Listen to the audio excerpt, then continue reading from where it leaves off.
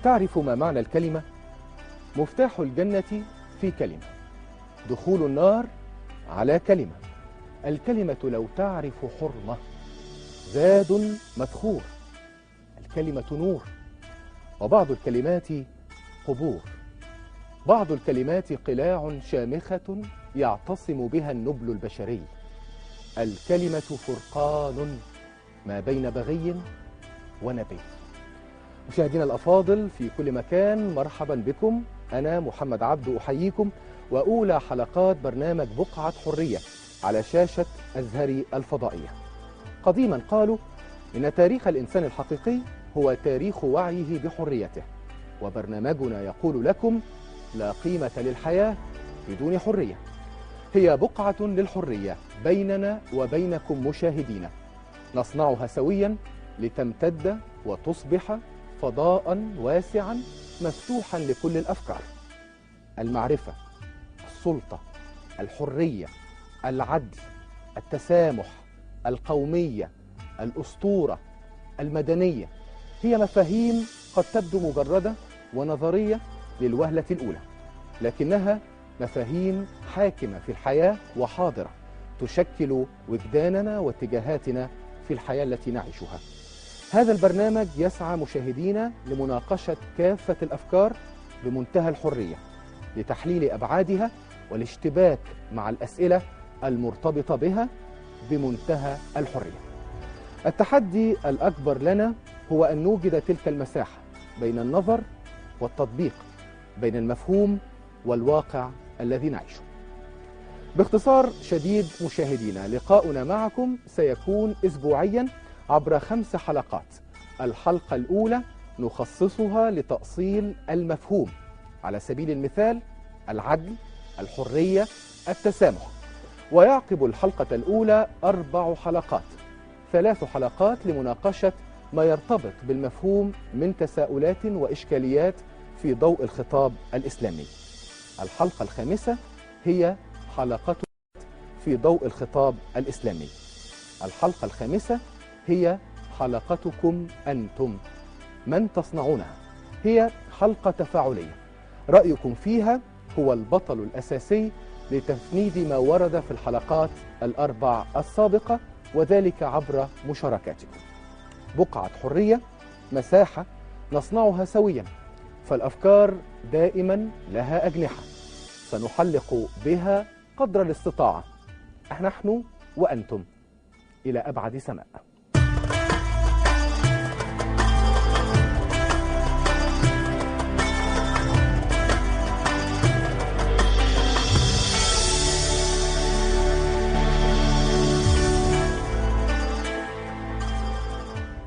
أنا حر.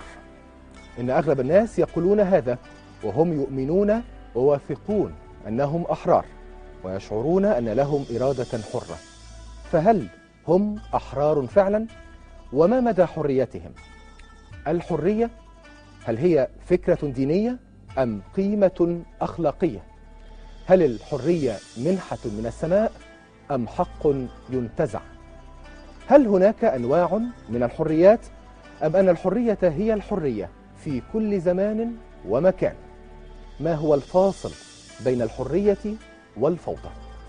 الحرية ليست حلا أو جوابا، بل إشكالا وسؤالا. مشاهد الكريم، أنا حر وأنت أيضا حر وأنت حرة، ولكن اسمحوا لي أن أدعوكم في الحلقة الأولى من بقعة حرية لتأصيل مفهوم الحرية ولتحليل أبعاده، لعله يكون للبرنامج من اسمه نصيب. لا تكن عبد غيرك وقد جعلك الله حرا. نتابع هذا التقرير.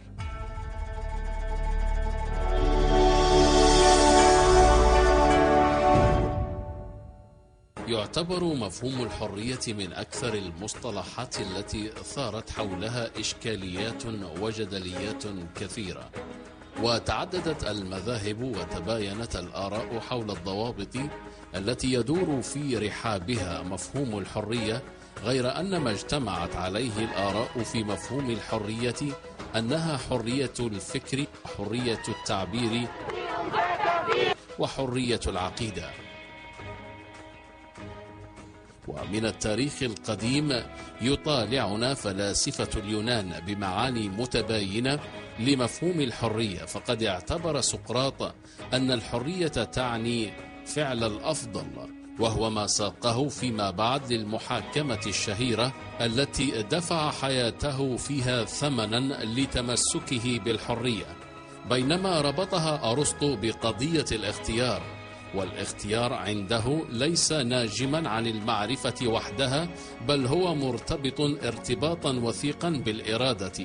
وفي العصر الحديث ثارت الإشكالية حول تحديد الضوابط التي تحكم مفهوم الحرية، وبرز فيها نقيضان متقابلان يذهب كل منهما مذهبا مغايرا لتوجهات الطرف الآخر. فقد ذهب أصحاب الفكر الليبرالي في تعريفهم لمفهوم الحرية أنها حرية الإنسان في فعل كل ما يروق له بلا حدود تحد من استمتاعه، ولا منغصات تحول دون تمام لذاته، وهو ما تجسد عمليا في حياة الغرب الأوروبي وأمريكا. وفي الاتجاه المقابل سجل أصحاب الفكر الإسلامي في تعريفهم لحدود الحرية وضوابطها موقفا متميزا يستحق الإعجاب والتقدير، فقد ذهبوا إلى الإقرار بكافة الحقوق والحريات للفرد، ولكن جعلوها مقيدة بضوابط الشريعة، وسموا فوق التعريف الذي أقره أصحاب الفكر الليبرالي في تعريفهم للحرية وفق قاعدة أنت حر ما لم تضر، إلى معنى آخر، حيث يشترطون في الحرية أن تحفظ على الإنسان نفسه وعقله ودينه، مع مراعاة عدم الجور على حقوق وحريات الآخرين.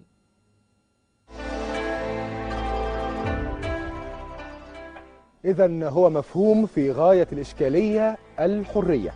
لنبدأ معكم حلقة اليوم، وهي الحلقة الأولى لتأصيل هذا المفهوم.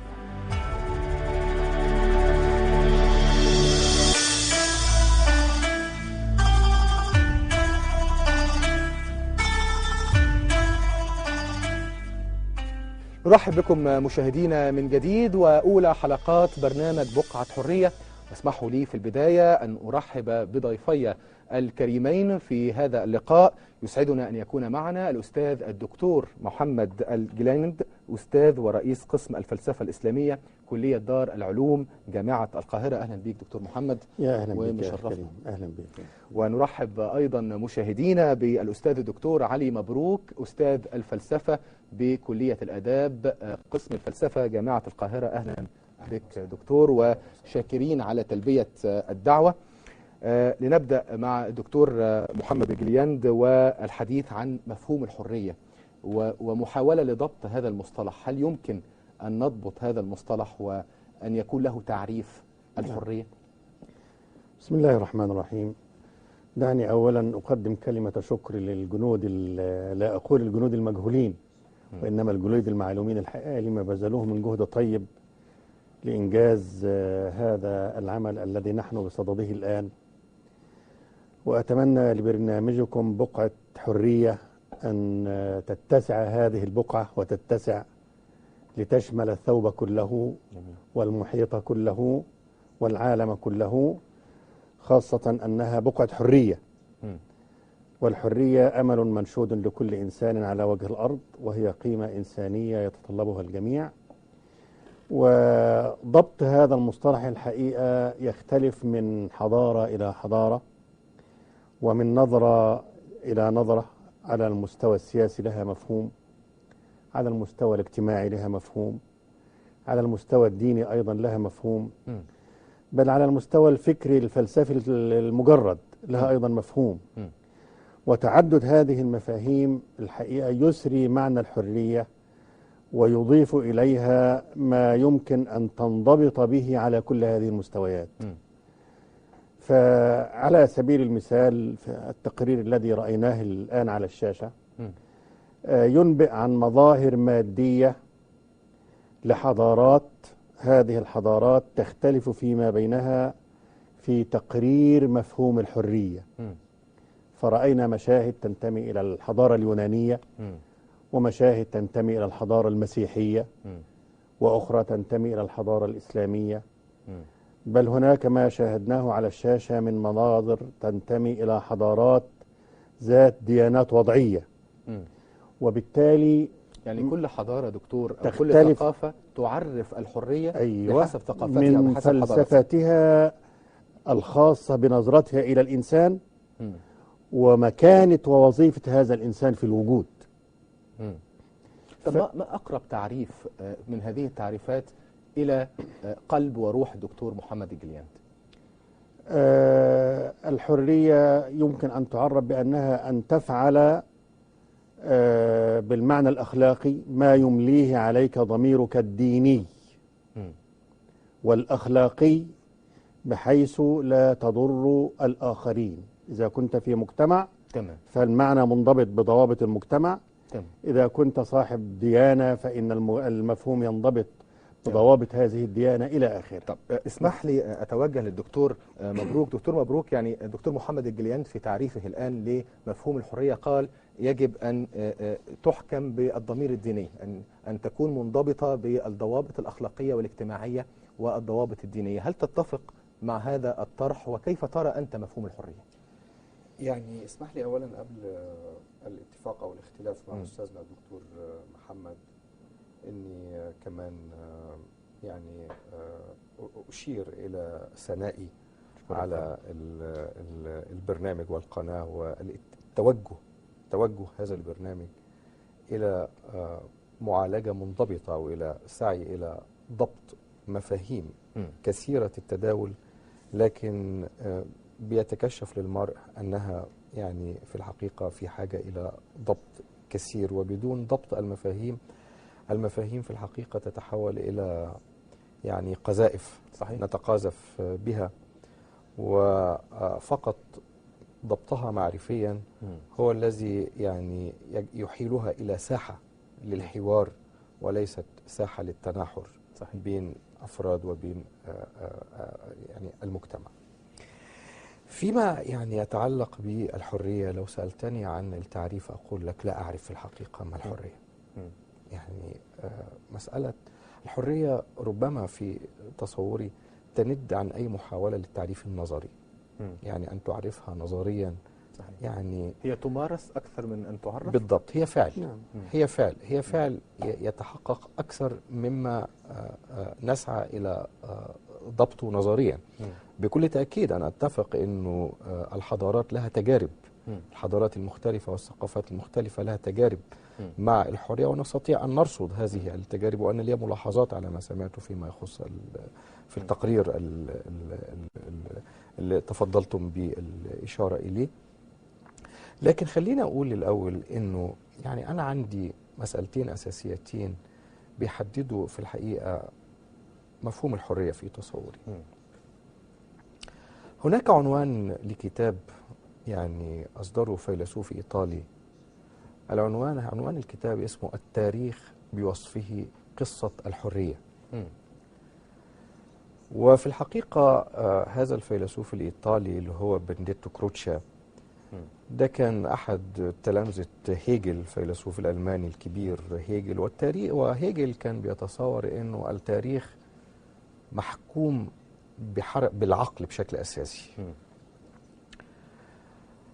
العقل والحرية باعتبارهم يعني صنوان، وباعتبارهم يعني متصاحبان في حكمهم لحركة التاريخ. لماذا التاريخ هو قصة الحرية؟ لأنه في الحقيقة من يتابع مسيرة الإنسانية من لحظات وجودها السحيقة الأولى إلى الآن لا يجد إلا أنك بصدد بشر يصارعون من أجل أن يتحرروا في مواجهة أشكال متعددة في مواجهة أي أشكال، يعني أي سلطات يواجهها الفرد والإنسان لكي يتحرر. ليس فقط السلطة بالمعنى السياسي في الحقيقة، يعني ربما السلطة بالمعنى السياسي هي واحدة من الأشكال التي تحدد حريات البشر، أحيانا تحدد حريات البشر، لكن المسيرة تبدأ حتى من الطبيعة. الطبيعة كانت يعني الإنسان الأول كان عنده مشكلة مع الطبيعة، وكان شايف أنه الطبيعة بتمثل قيد وتحديد بالنسبة له. أحيانا الأوضاع الاجتماعية، الأعراف المتوارثة والتقاليد المتوارثة بتمثل أيضا قيد. يعني هناك الطبيعة، هناك الثقافة. أحيانا الثقافة بتمارس تحديدات على البشر. الثقافة أيضا بتمارس تحديدات على البشر. البشر باستمرار في مواجهة كل هذه القوى يحاولون أن ينعتقوا منها، بما يعني أن الحرية في الحقيقة كمفهوم لا تتبلور إلا في مواجهة فكرة العائق، أن هناك عائق. صحيح. عائق يجب أن يتجاوزه لكي وهو جزء منها، هذه مفارقة الحرية. الحرية ليست شيئا يعني نجد يعني ملقى كده ومعطى لنا. يعني الحرية تتحقق في مواجهة عوائق بشكل مستمر. هذه يعني فكرة أولى أريد أن أركز عليها في مقاربتي للحرية. تمام. ربما هناك فكرة أخرى إذا أذنت لي باختصار، أنه أشرت في مقدمتك الرائعة للحلقة أنه الحرية يعني هي قيمة الحياة. في الحقيقة أنا بتصور أن الحرية ليست قيمة الحياة، الحرية هي الحياة نفسها، هي الوجود نفسه. لماذا؟ وهذه ليست بلاغة، يعني ما أقوله ليس بلاغة، هي حقائق. لأنه في الحقيقة البشر يحققون وجودهم من خلال اختيار بين بدائل. البشر يحققون وجودهم ويكونون وجودهم ويصنعون ذواتهم ويصنعون أنفسهم عبر فعل الاختيار. وهذا الاختيار بين أنت تختار بديل وتعدم بديل. أنت تختار أن تكون كذا وترفض أن تكون كذا. فهذا يعني أنه فعل الحرية هو فعل اختيار من بدائل، هو فعل تحقيق لوجودي. أنا بصنع وجودي عبر هذا الفعل. يعني البشر يصنعون وجودهم عبر هذا الفعل. ألتقط منك هذه الكلمة فعل الاختيار وأتوجه إلى عالمنا الجليل الدكتور محمد الجلياند. فعل الاختيار ما بين بدائل هو يؤكد حرية الإنسان. إذا لم توجد بدائل أمامه فإنه ليس حر، يعني سوف يكون موجه إلى فكرة واحدة أو إلى بديل واحد. كيف تقرأ هذا الفعل، فعل الاختيار لدى الإنسان في ضوء الفلسفة الإسلامية وفي ضوء الفكر أيضا؟ هو الحقيقة الاختيار بين البدائل كما تفضل الأستاذ الدكتور علي هو انعتاق من عائق واختيار ما تمليه علي الإرادة التي أميل إليها لممارسة هذا الفعل، ليتحقق معنى الحرية أنها ممارسة فعلا، ممارسة وفعل. لكن الضوابط التي يعني نريد أن نضعها كمحددات لمفهوم الفعل الإنساني يتميز به عن فعل الكائن الآخر الذي يشاركه في الحياة. يعني عندنا وظيفة الإنسان تختلف عن وظيفة أي كائن في الوجود. وظيفة الإنسان في هذه الحياة أنه كائن له رسالة. هذه الرسالة تتعلق بمجتمع يعيش فيه، تتعلق بإحلال الخير والسعادة في المجتمع الذي يعيش فيه. وبالتالي البدائل التي يختارها الإنسان من واقع حريته لا تمت إلى ذاته بقدر ما تمت إلى ذاته والآخر ليؤدي الرسالة التي خلق من أجلها. صحيح. فالبدائل الموجودة بالمناسبة عفوا المقاطعة، الموجود الوحيد على وجه الأرض الذي يشعر أنه حر، أنه حر هو الإنسان. صحيح. في مصطلحات تتوارد على الألسنة كثيرا كحرية شخصية، حرية مطلقة. لا، الحرية الشخصية إذا كانت مطلقة فهي ليست للإنسان وإنما لغير الإنسان لأنه ليست له رسالة. حرية الإنسان منضبطة برسالته في الوجود ليكون إنسانا مكرما مؤهلا لوظائف معينة أعد لها في الوجود، وهي قيادة المجتمع إلى كل ما هو خير. ولذلك هو ليس منفصلا عن مجتمعه، وإنما ينبغي أن تكون إرادته في الاختيار مرتبطة بخير المجتمع قبل أن تكون مرتبطة بخيره هو.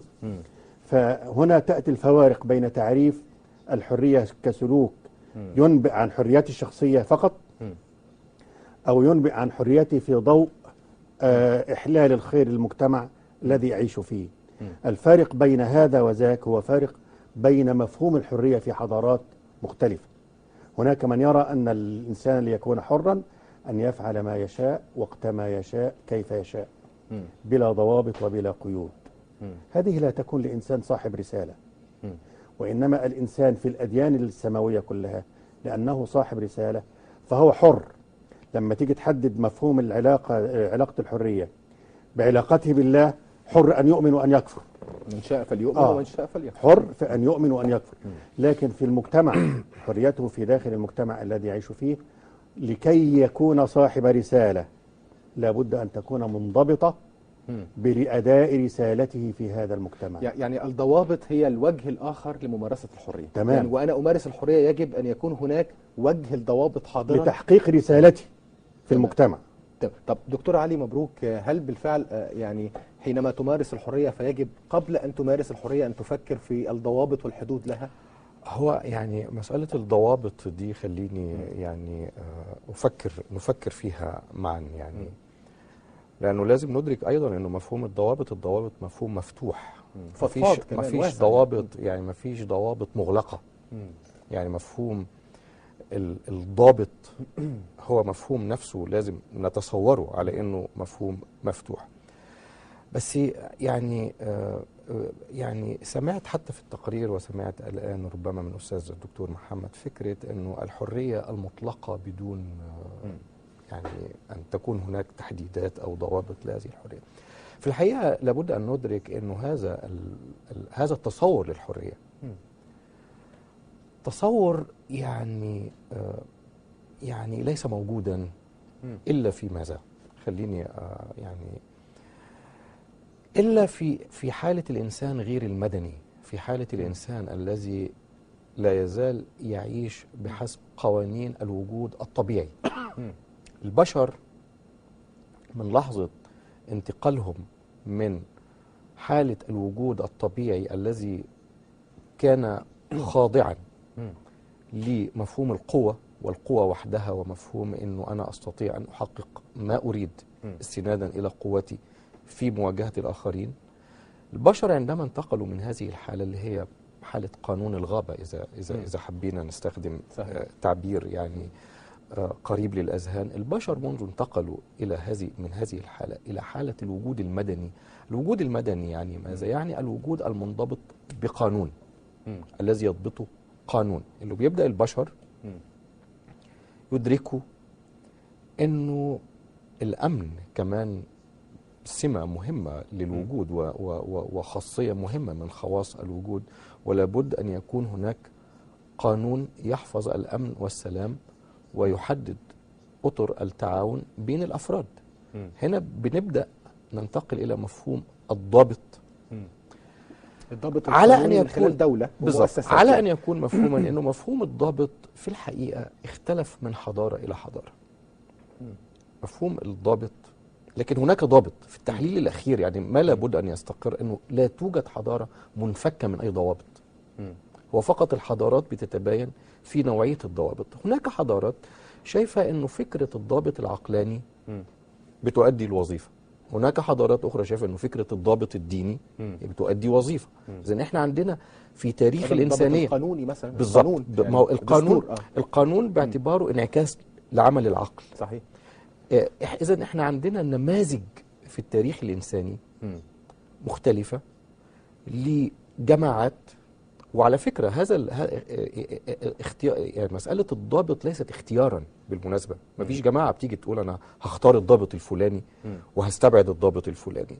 يعني لو أثرنا مسألة الضابط بين العقلاني والديني، احنا هنكتشف مثلا انه في بلد زي مصر مثلا، لو جيت لبلد زي مصر بلد اتكون حوالين النهر،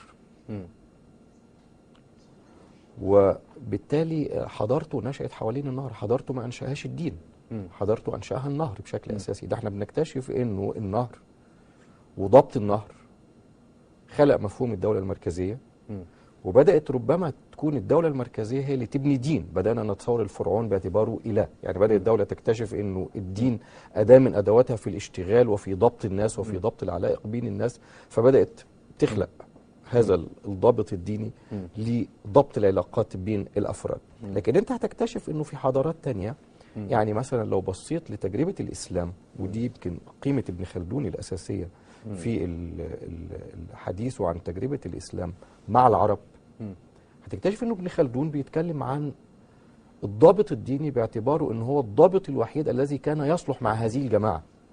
يعني هذه الجماعة لكي تنقلها من حالة الوجود الوحشي، وهذا تعبير ابن خلدون بالمناسبة والدكتور الجلياند معنا، لكي تنقلها من حالة الوجود الوحشي إلى حالة الوجود المدني لا يمكن عقليا. أنا عندي مجتمعات أقدر أميز بين مجتمعات نهرية تكونت فيها الدول حوالين أحواض الأنهار، وعندي مجتمعات صحراوية. المجتمعات الصحراوية فرضت طابع عيش مختلف عن طابع العيش اللي عاشته. هلتقط منك هذه الفكرة والحديث عن أن الضوابط بتنبع من داخل المجتمعات ذاتها. هناك فارق بين مجتمعات صحراوية، مجتمعات نهرية، حضارات أخرى وحضارات شرقية وغربية. يعني هل ليس فقط الحاكم أو الضمير الديني كما أشرت دكتور جلياند في بداية أو مفتتح الحلقة هو الذي يضبط المسألة؟ وكيف ترى فكرة الضوابط العقلانية؟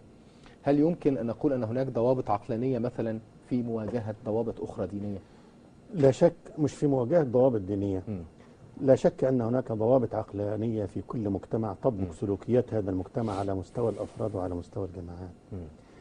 لكن أود أن أشير إلى أن قضية المدني والبدوي هي قضية نسبية. على سبيل المثال لما بنيجي نتكلم عن الضوابط ربما لا توجد مع الإنسان البدوي وتوجد مع الإنسان المدني.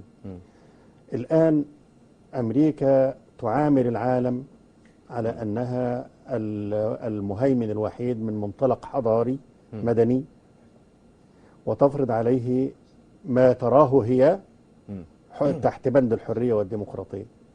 لما نيجي نبحث في الواقع الذي تعيشه هذه المجتمعات التي تهيمن عليها أمريكا، نجد أن الحرية التي تحاول أن تطرحها أمريكا على هذه المجتمعات ليست نصيبا للمجتمع الذي تفرضه عليه، وإنما لحريتها هي وديمقراطيتها هي ومصلحتها هي.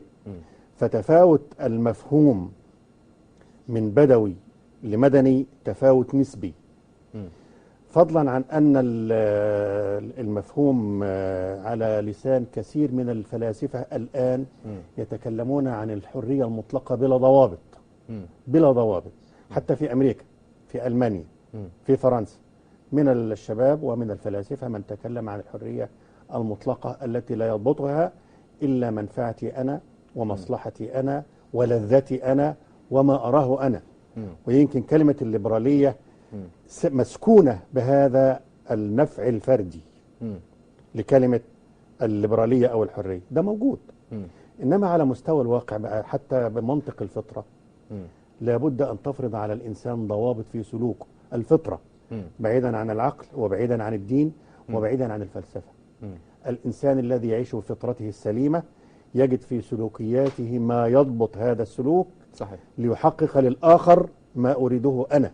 تمام. بدون مفاهيم دينية وبدون مفاهيم فلسفية. هي الفطرة. الفطرة هي الحاكمة. الفطرة. نعم. طب هل فعلا مصطلح الليبرالية، وهو مصطلح قد يكون في بعض الأحيان في مجتمعاتنا العربية سيء السمعة، هل تساوي الليبرالية حرية منفلتة مطلقة؟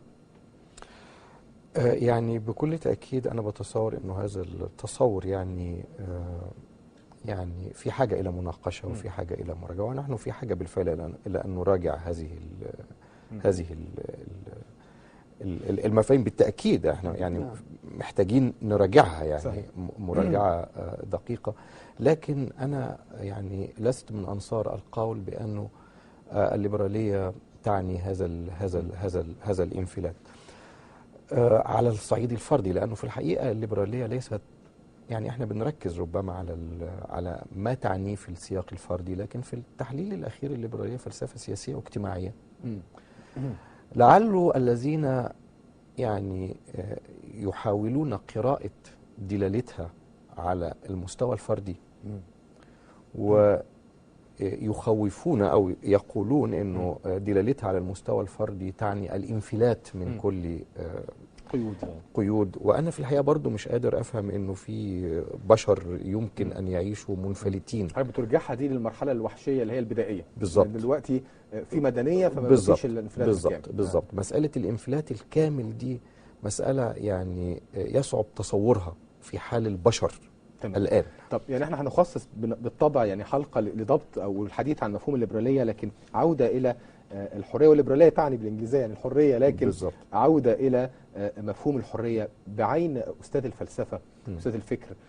هناك أنواع من الحريات، لكن ما هي الحرية التي ترى أنها يجب أن تكون متحققة بشكل أساسي للإنسان؟ يعني ليست هناك أنواع من الحريات، وإنما هناك تجليات يعني لفعل الحرية. الحرية بتتجلى في ميادين وأنشطة مختلفة. يعني أيضا لما تسألني إيه تصورك لما ينبغي أن تكون عليه الحرية أو فعل الحرية الآن، أنا بعيدا عن تصور ما ينبغي أن يكون، لأنه في الحقيقة أنا مش مغرم قوي بحكاية التفكير في إيه اللي لازم يبقى يكون.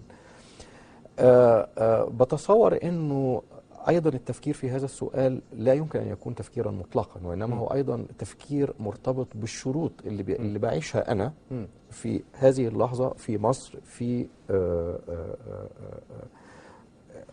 يعني في بداية الألفية الأولى، في العقد الأول من الألفية الأولى، أو على في بداية العقد الثاني من الألفية الأولى. أنا ما أقدرش أفكر في مسألة إيه اللي أنا عايزه من الحرية، أو إيه اللي بتصور إنه لازم تكون عليه الحرية بعيدا عن موقعي صحيح كمصري الآن في هذه اللحظة. لو حبيت أتكلم من هذه الزاوية، لو حبيت تقول لي إيه اللي لازم يكون من هذه الزاوية، إنه لابد أن نتحرر من الأطر والنماذج اللي هي فعلا بتقيد قدرتنا على إبداع ما يمكن معه أن نتجاوز أزمات واقعنا. إنه في أطر، والأطر أنا مش بعني بيها الأطر المتوارثة من السلف فقط، وإنما أيضا أعني الأطر المستوردة من الغرب أيضا. إنه في التحليل الأخير هناك أطر، هناك أطر جاهزة، وهناك منظومات جاهزة يتم استيرادها من الغرب واستيرادها بنفس الشكل من السلف، ومحاولات فرضها على الواقع على نحو قسري.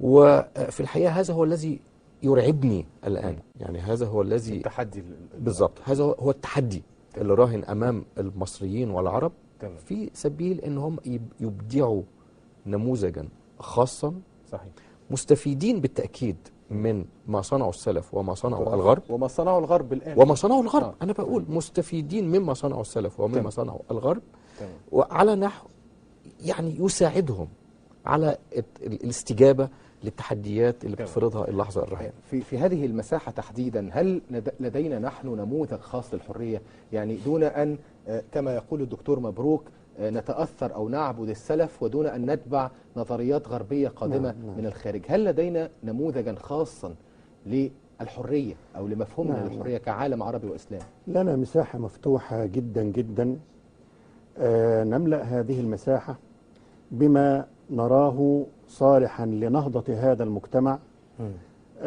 ويحكم الإطار الذي ينهض به من واقعه ليستشرف المستقبل الذي ننشده. المشكلة إن في استقطاب في السوق الثقافي الآن، يا إما الحقيقة أنا أؤيد الدكتور علي الآن في ليست القضية إما هذا وإما ذاك، وإنما ما هو الصالح هنا وما هو الصالح هنا لهذا المجتمع في هذه اللحظة الراهنة. صحيح. لننهض به من واقعه الآن، فنأخذ من السلف ما هو يفيد واقعنا المعاصر وهو كثير، ونأخذ من الغرب ما يفيد واقعنا المعاصر وهو أيضا كثير، ونؤلف بينهما توليفة مصرية. صحيح. وهذا ما عهدناه في تاريخ مصر في علاقاتها الثقافية والحضارية مع جميع الأمم، تمصر ما يفد إليها من الخارج. صحيح. وما ترثه عن السلف، وما ينفع الثقافة العربية. هذا ما ننشده الآن، ويعني والحقيقة أناشد ما يسمون بالنخبة أن يخرجوا من دائرة إما وإما إلى الموائمة بين ما ينفع المجتمع من مفاهيم الحرية من الغرب ومن السلف، لنخلق جوا اجتماعيا ثقافيا سياسيا حرا ينهض بما نحن فيه الآن. الخليفة الثاني عمر بن الخطاب يعني له كلمة شهيرة: متى استعبدتم الناس وقد ولدتهم أمهاتهم أحرارا. نعم. والخليفة علي بن أبي طالب كرم الله وجهه أيضا قال: لا تكن عبد غيرك وقد جعلك الله حرا. نعم.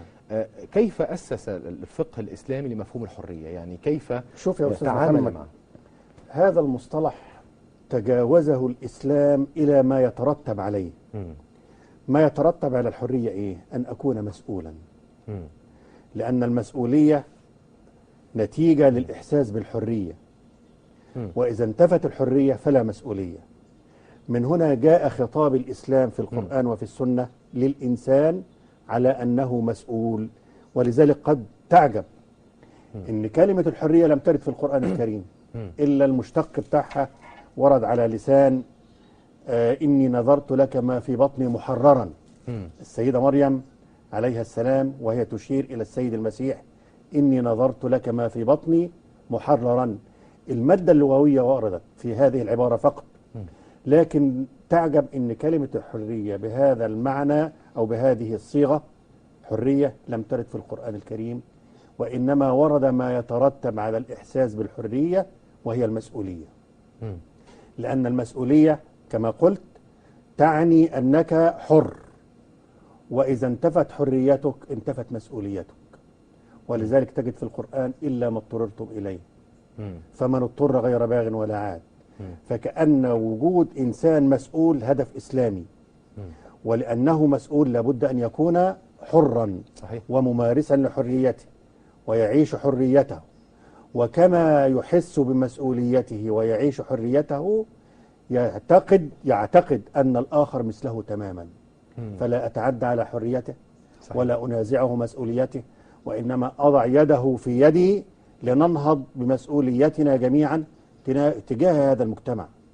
فكأن الإنسان في الإسلام ليس حرا وفقط، وإنما هو حر ومسؤول عن حريته.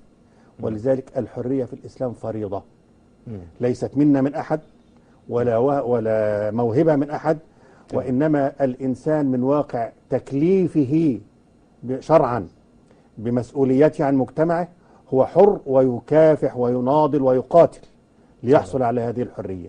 وإلا سوف يحاسب أمام الله عن تفريطه في حريته. وبقدر، ونقطة مهمة جدا، مسؤوليته عن حريته بقدر مسؤوليته في المجتمع هو مسؤول عن صيانة حرية الآخرين، سواء كان الآخر مسلما أو غير مسلم. صحيح. دي قضية مهمة جدا.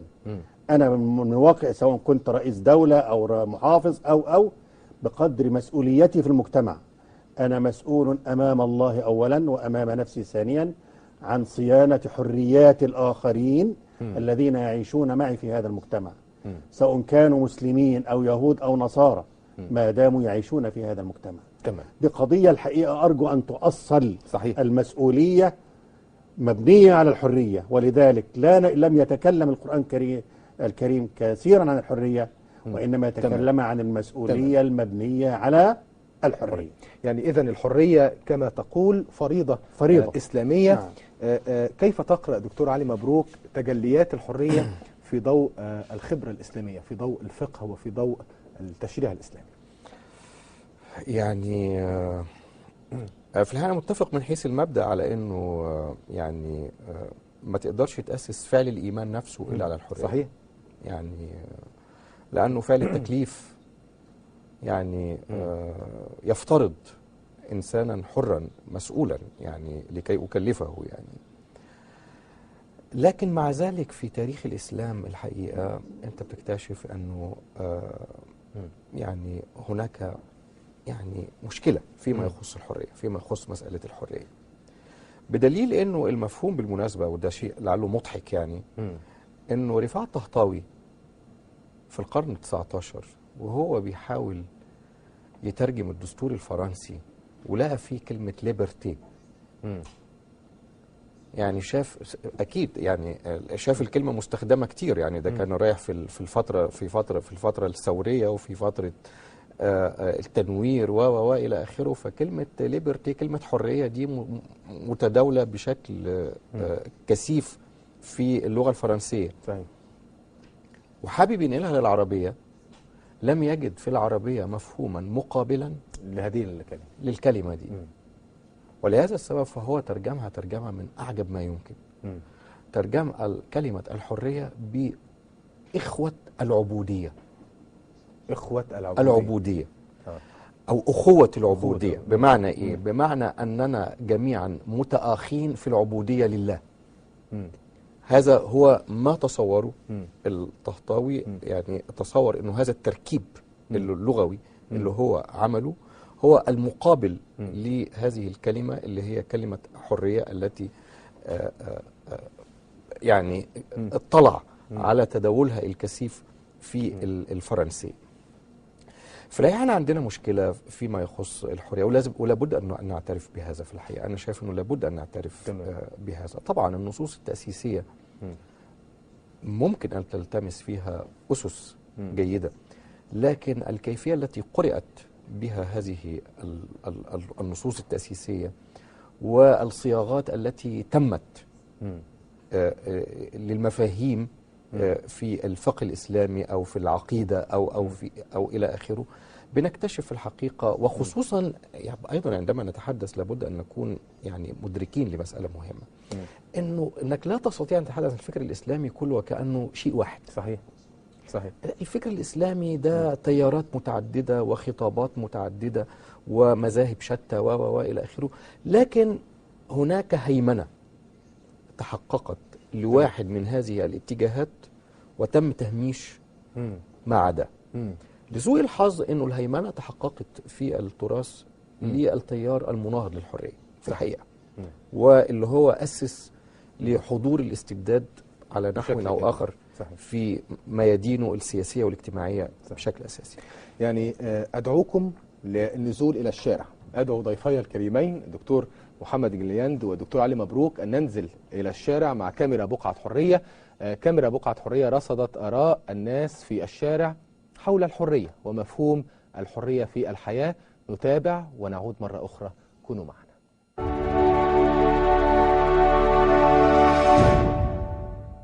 مفهوم الحرية ان احنا نلتزم في حدود الاداب العامة المتفق عليها والعرف العام، ان احنا نعبر عن رأينا بما نتجاوز هذه الاداب.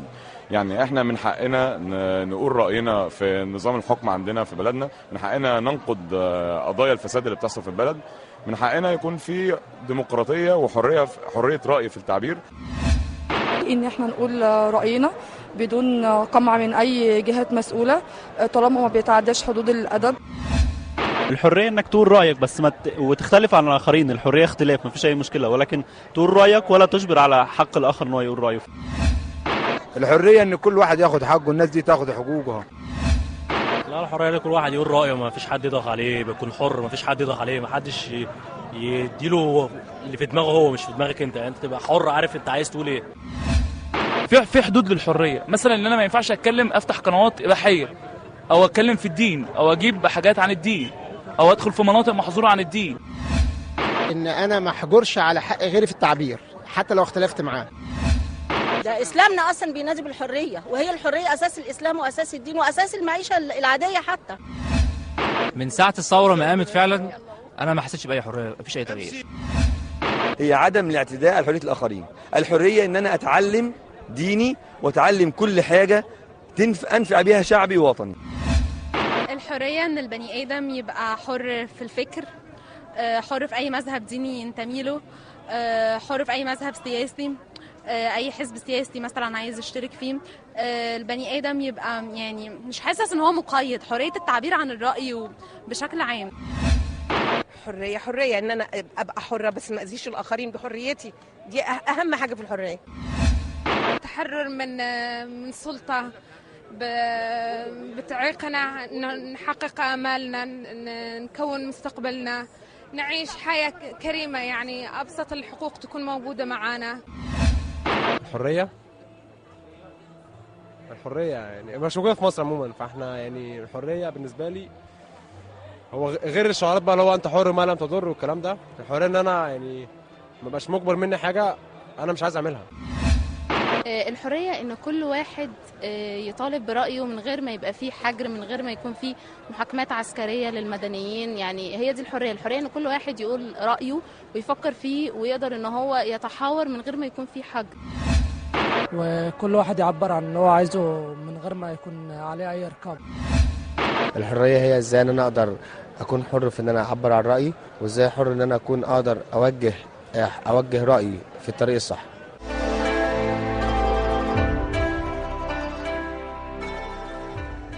يعني آراء متنوعة في الحرية ومختلفة، وكان في كلمة بتدور على لسان شبابنا كان مهم جدا نسمع صوت الشارع في هذا التقرير.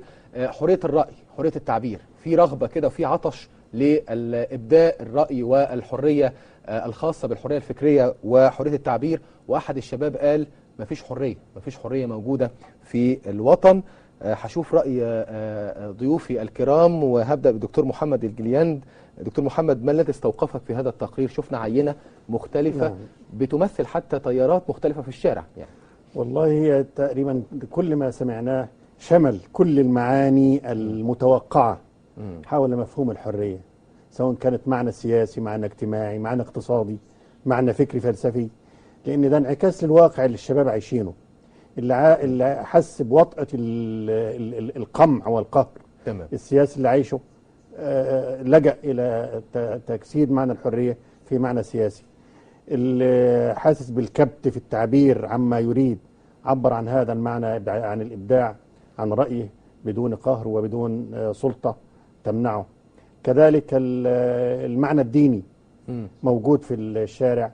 يعني شملت الحقيقة كل المعاني التي تحدثنا حولها الآن. وهذا يدل على أن الشارع واعي أيضا بمعنى الحرية. صحيح. على اختلاف هذه المعاني. صحيح. دكتور علي، لك تعقيب على طبعا التقرير؟ طبعا. في الحقيقة أنا استوقفني في التقرير شيئين. استوقفني أنه كان في ضيفة عربية.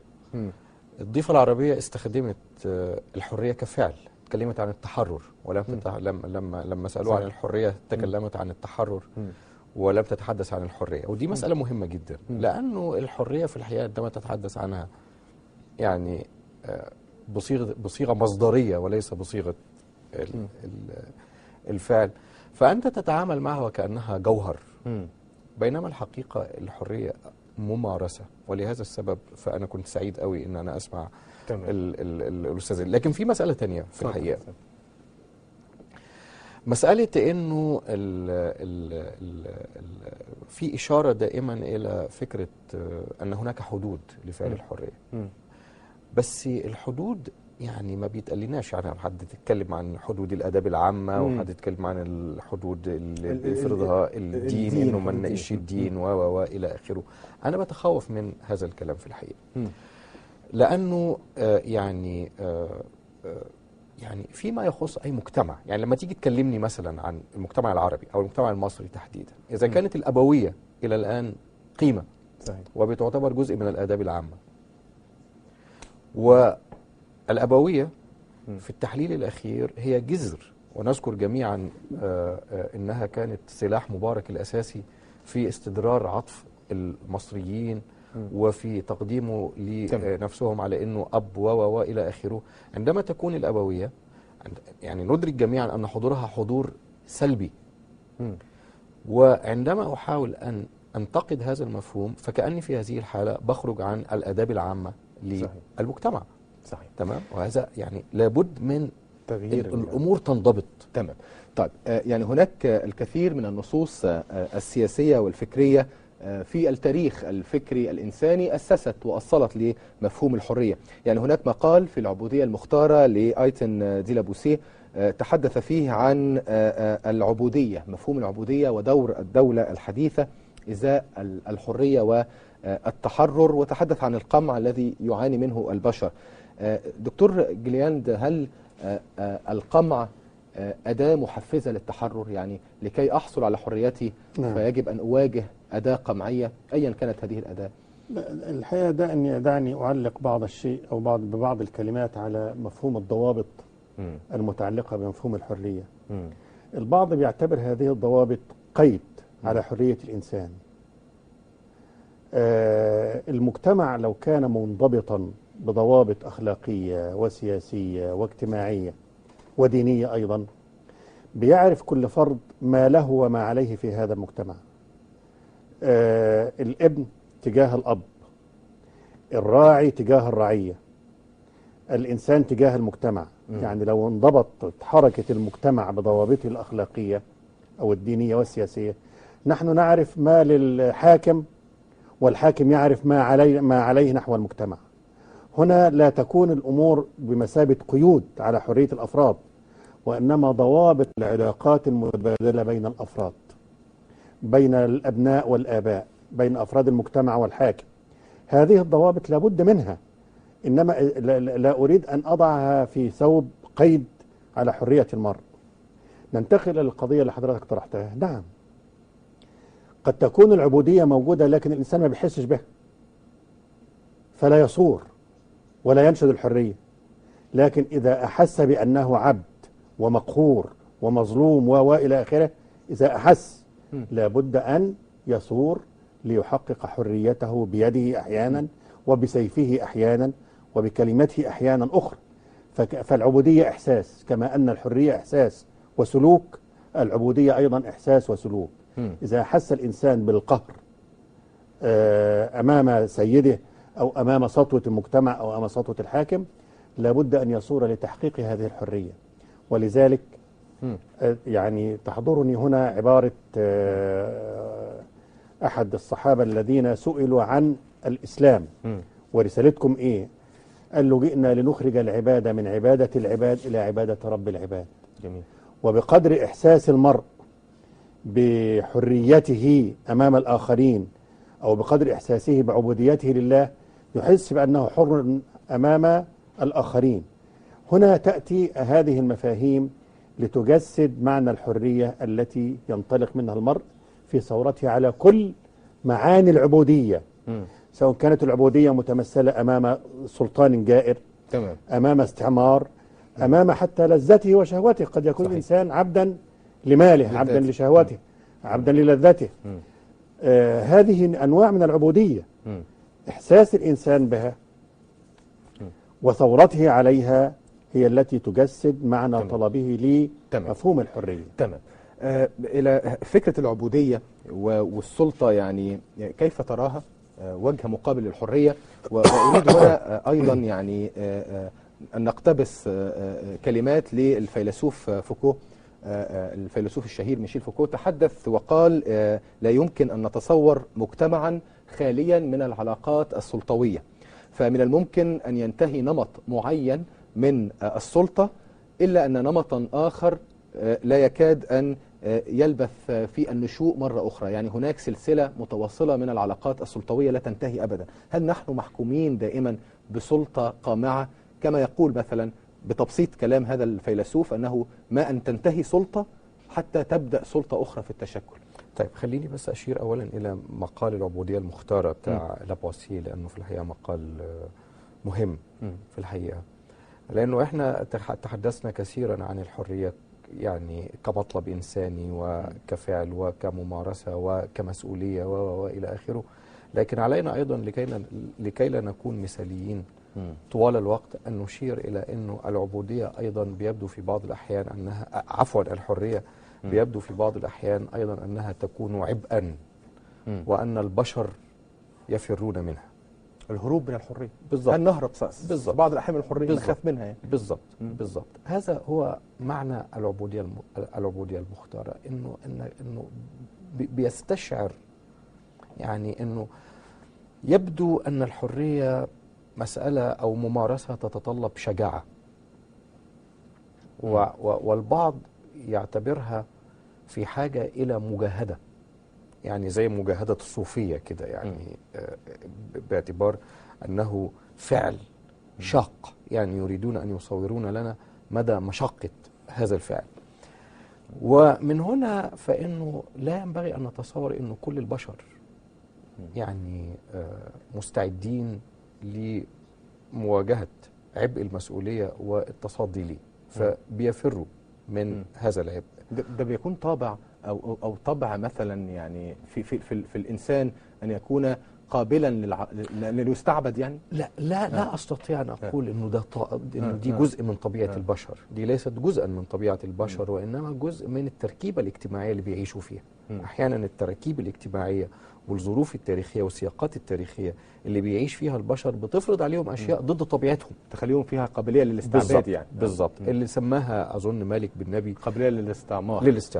بالضبط. الظاهرة دي هي نفسها الظاهرة اللي كان بيحللها لابواسيه في القرن ال17، وهي نفسها اللي هيجي بعد كده إريك فروم في كتابه الهروب من الحرية ويحلل ظاهرة صعود النازية في ألمانيا في بداية القرن العشرين أو في النص الأول من القرن العشرين. يعني احنا بنشوف انه يعني الحرية يعني ليست دائما هذا المطلب اللي كل الناس متوافقة عليه. صحيح. في أحيان كثيرة جدا، يعني أحيانا كنت بتسمع الناس في مصر مثلا في وقت من الأوقات كنت يبدو من خطاباتهم ومن عباراتهم وكأنهم يؤيدون الاستبداد وكأنهم حريصون على استمرار الاستبداد. هذه العبودية المختارة التي يختارها البعض في بعض الأحيان. دكتور جلياند، هل نخاف في بعض الأحيان من الحرية؟ ويعني كلمة نختتم بها هذا اللقاء. لا والله أنا لا أخاف من الحرية، لأن رسالة الإنسان في الوجود أن يحس ويعيش بحريته وأن يعمل على حرية الآخرين، لأن رسالته في المجتمع. ولذلك يا أستاذ محمد تجد عادة المصلحين عددهم قليل. لماذا؟ لأنهم الذين يحسون بقهر المجتمع فيصورون ضد ما فيه من عوامل قهر تحارب الحرية أو تنازل الحرية، وقليلون هم الذين يصورون ضد سطوة الحاكم، لأنه القليل أيضا هو الذي يحس بنبض الحرية ويحاول أن يحققها للآخرين. ودي رسالة الإنسان والمفكر والمثقف، هو الذي يصور، لأنه هو الذي يعني نبض الإحساس فيه أكثر، فيصور ليحقق للآخرين ما يتمناه هو لنفسه.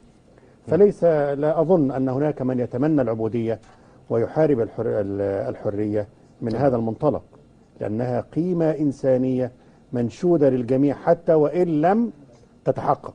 تظل أمل. نعم. يعني لا يسعنا في نهاية هذه الحلقة الأولى من برنامج بقعة حرية إلا أن نتوجه بالشكر العميق لضيفي الكريمين الأستاذ الدكتور محمد الجلياند، رئيس قسم الفلسفة الإسلامية بكلية دار العلوم جامعة القاهرة سابقا. أشكرك شكرا جزيلا، يعني شرفتنا في هذا اللقاء دكتور. كما طبعا أتوجه بالشكر العميق أيضا للأستاذ الدكتور علي مبروك، أستاذ الفلسفة بكلية الآداب جامعة القاهرة. أشكرك شكرا جزيلا على هذه الإضاءات. لك الشكر. وشكرا لكم. لك شكرا جزيلا.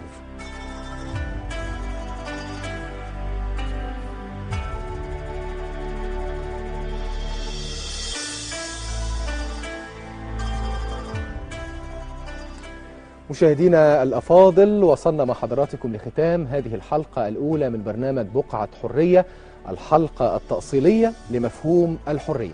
كان معنا فيها الأستاذ الدكتور علي مبروك والأستاذ الدكتور محمد الجلياند، اتفقا واختلفا حول المفهوم. كان هناك تأكيد من الدكتور محمد الجلياند على أن الحرية هي حرية الإنسان وحرية لها رسالة في المجتمع، وأن القرآن الكريم تحدث عن تبعات الحرية، عن المسؤولية أكثر من الحديث عن الحرية. لم ترد لفظة الحرية في القرآن الكريم كما قال الأستاذ الدكتور محمد الجلياند. تحدث أيضا على أن الحرية لها ضوابط وتحكم بالضمير الديني.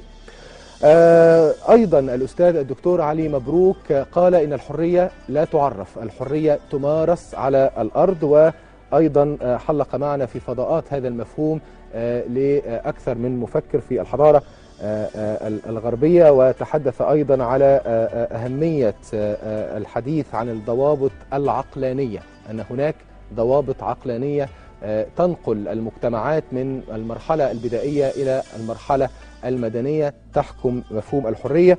وأيضا تحدث في ختام اللقاء أو حذر من العبودية المختارة أو القابلية أن نكون عبيدا. كنا معكم في هذه الحلقة على قدر الإمكان، حاولنا أن نضيء بعض الجوانب لمفهوم الحرية وأن نؤصل لهذا المفهوم وأن نعرف ماذا تعني كلمة الحرية. بالطبع هي كلمة من الصعب أن نضعها في تعريف جامع مانع. معكم مشاهدينا نستمر في هذه الحلقات ونلتقي، والحلقة الثانية من بقعة حرية نحاول أن نشتبك مع بعض الأسئلة التي تدور حول حرية الاعتقاد. حرية الاعتقاد موضوع وعنوان الحلقة الثانية مشاهدينا الكرام، وفضاء هذا المفهوم وما يرتبط به من محاور وتساؤلات في ضوء الخطاب الفكري. معنا في هذه الحلقة سوف يكون الأستاذ الدكتور محمد الجليند، أستاذ الفلسفة الإسلامية بكلية دار العلوم جامعة القاهرة، والأستاذ الدكتور علي مبروك، أستاذ الفلسفة بكلية الآداب جامعة القاهرة. تابعونا.